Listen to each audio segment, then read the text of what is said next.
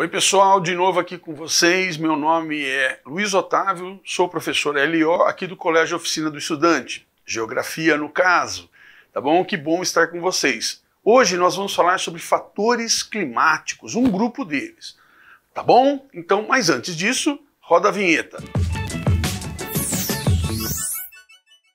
Ok pessoal, então voltando, antes de tudo, se inscreve no nosso canal, dá um likezinho que é importante, tá bom? É sempre bom contar com a colaboração de vocês. Tá já? Então vamos lá, turma. Fatores climáticos. O que são fatores climáticos? Para entender o que são fatores climáticos, é importante saber o que é clima. Clima, pessoal, é o que normalmente acontece em relação às condições atmosféricas em um lugar em uma determinada época do ano. Bem rapidinho, é o que geralmente acontece com o tempo em um lugar, numa época do ano. Por exemplo, no interior do estado de São Paulo, em julho, praticamente não tem chuvas. Praticamente não tem chuvas. Lógico, um dia ou outro pode ocorrer chuva, mas é raro. Geralmente, julho é um período seco no interior do estado de São Paulo, com temperaturas amenas, entre 13, 23, 24 graus. Nem muito frio, nem muito quente, mas é óbvio, pode vir uma frente fria, derrubar essa temperatura, como pode, atipicamente, termos um calor além do normal. Pode ocorrer, mas geralmente, aí que vem a definição correta de clima. Geralmente, são temperaturas amenas e um tempo seco, que ocorre em julho no interior paulista. Vamos lá, então. O que faz o clima? O que faz o clima, pessoal, são os fatores climáticos. São seis. São seis. Dependendo de algumas literaturas, de alguns autores, são 7. Porque o homem cada vez mais está sendo inserido nesse processo. Mas eu optei por ir pelo tradicional, que são esses 6 que estão aqui na lousa. Latitude, a gente vai explicar. Altitude, correntes marítimas. Maritimidade, que a gente explica associada à continentalidade. Massas de ar e vegetação. Nesse primeiro vídeo, a gente vai trabalhar os 3 primeiros. Os 3 primeiros. Latitude. A latitude, gente, relembrando um conceitinho de coordenada geográfica, é a distância de qualquer ponto da Terra até a linha do Equador. E ela é medida em graus. Tá? Não são os graus de temperatura, tá, gente? Lembra do transferidor?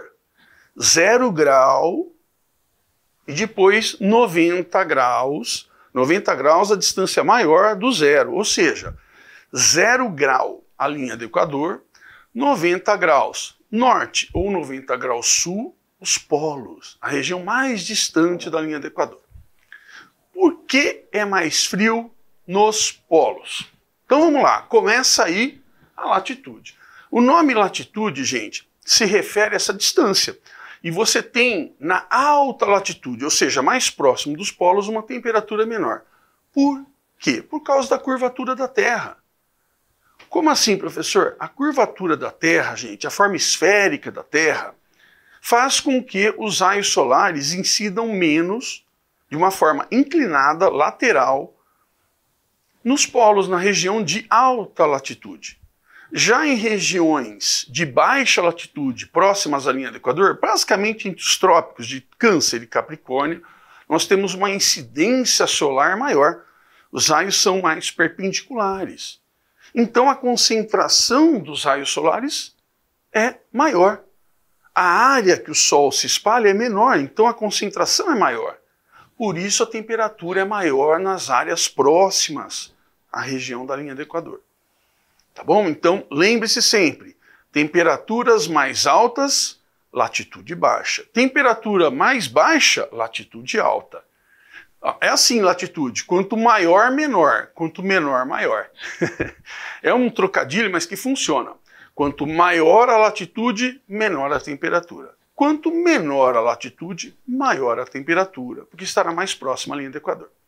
Tá bom? De uma forma rapidinha, então, altitude. Por que em áreas de maior altitude, como as grandes montanhas, os planaltos, as serras de muita altitude, nós temos temperaturas mais baixas? Você pode reparar, sempre que você vê uma montanha muito alta, quase sempre ela tem o pico com gelo eterno. Ou ainda, grande parte dela está com neve. Por que isso ocorre? Por causa da concentração do ar. Ah, então você tem aí um outro conceito importante em geografia, que aliás não só em geografia, em física também, em tudo, a gravidade.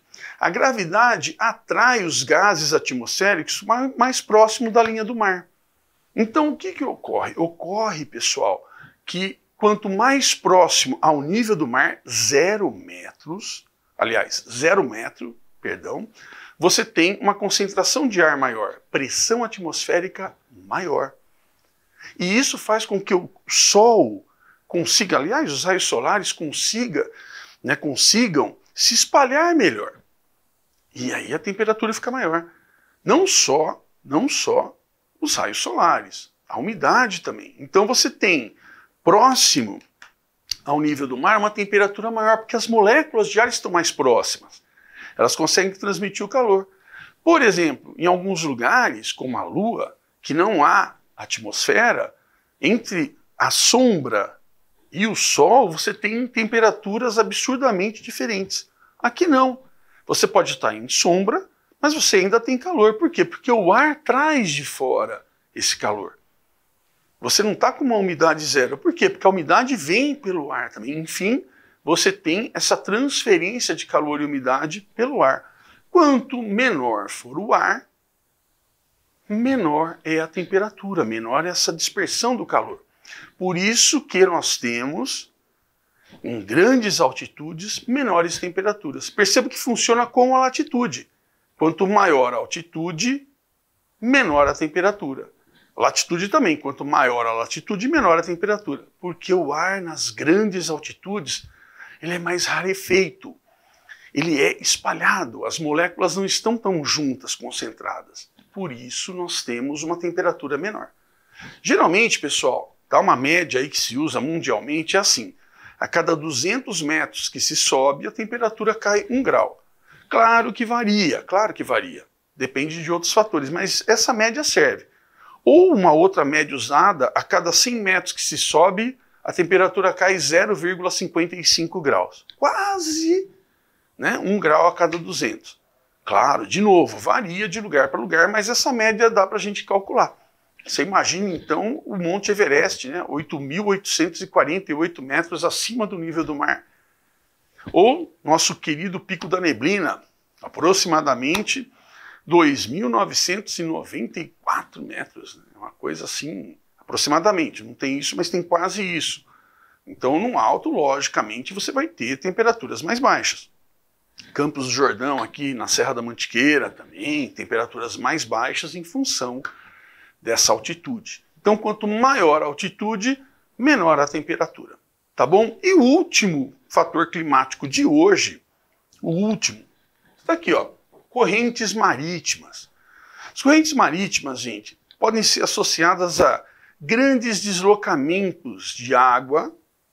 Tá? Elas podem ser chamadas também de correntes oceânicas, não tem problema algum nisso, não há problema algum.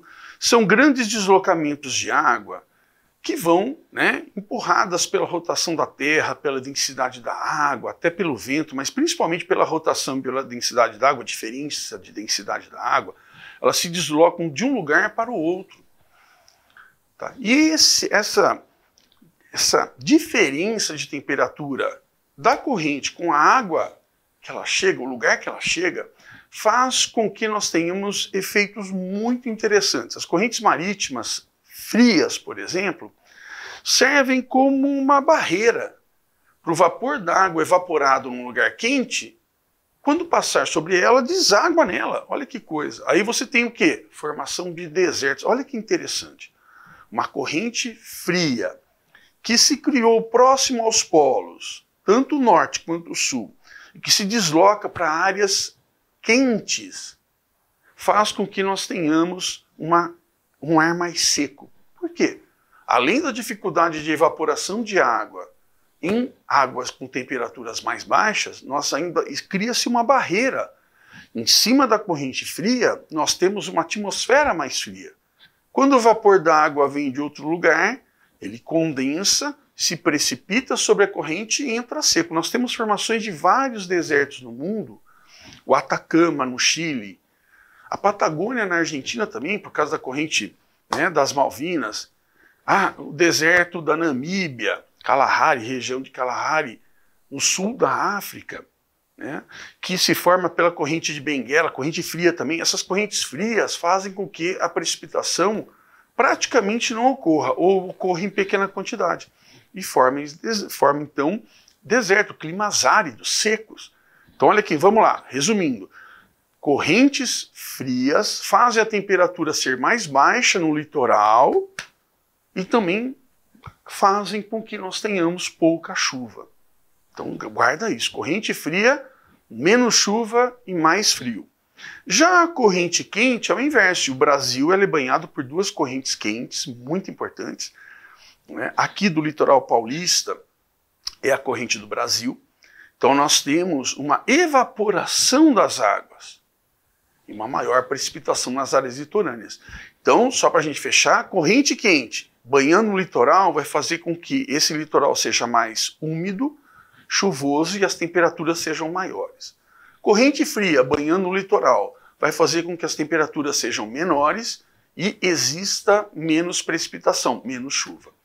Tá bom, pessoal? Então, hoje a gente deu a gente cercou aí latitude, altitude e correntes marítimas de uma forma bem fácil, bem didática. E eu espero vocês para o próximo vídeo.